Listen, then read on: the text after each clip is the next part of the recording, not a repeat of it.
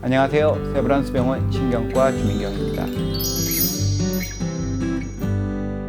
두통의 정의는 머리가 아픈 거죠. 다른 정의가 없고요. 그러니까 종류는 국제두통질환분류에 의하면 한 250개 이상 그런 종류가 굉장히 많이 있습니다. 대부분의 두통은 98%는 특별한 원인이 없는 두통이에요. 아마 들어보셨을 거예요. 사진 찍었는데 이상이 없다. 그런 이야기가 있고, 그런 것들을 이제 원발두통이라고 그러고 있고, 원발두통은 편두통, 긴장형 두통, 군발 두통, 다른 찌름 두통 같은 기타 1차 두통으로 나누게 됩니다.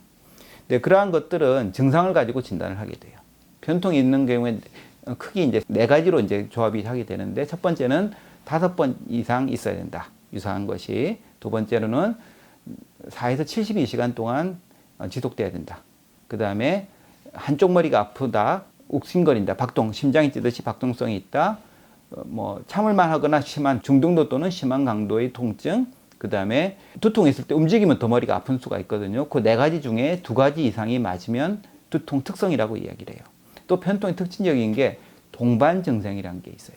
동반 증상이라는 것은 속이 미식거리거나 토하거나, 혹은 두통이 있을 때 밝은 빛이 싫거나 시끄러운 소리가 싫어지는 거예요. 그런 걸 이제 빛공포증과 소리공포증이라고 하는데, 그것이 같이 나타나게 되면 이것은 편통이라고 진단을 하게 되는 거죠. 제일 중요한 것이 이제 증상으로 진단을 하게 돼요. 근데 제일 중요한 것이 벼락두통이라고 있습니다. 벼락두통은 1분 이내에 심한 두통이 갑자기 시작하는 것을 이야기해요.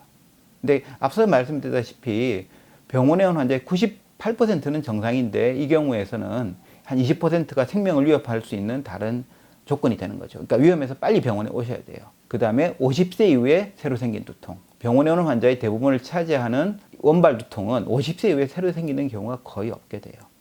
그런 경우에서는 빨리 병원에 오셔야 되고 평가를 해야 됩니다. 그 다음에 운동할 때 생기는 두통. 운동할 때 생기게 되면 뇌합이 변화가 되거든요. 그 다음에 기침이나 막 이렇게 힘주는 거 있죠? 그런 거 할 때 갑자기 꽝 시작하거나 더 심해지는 두통이 있는 경우에서는 병원에 오셔야 되고, 눕거나 일어설 때 두통이 좋아지거나 나빠지는 경우, 그러니까 그걸 기립두통이라고 해요. 기립두통이 있는 것도 역시 뇌압과 관계되어 있기 때문에 다른 원인에 의한 두통을 감별해야 되기 때문에 병원에 오셔야 됩니다.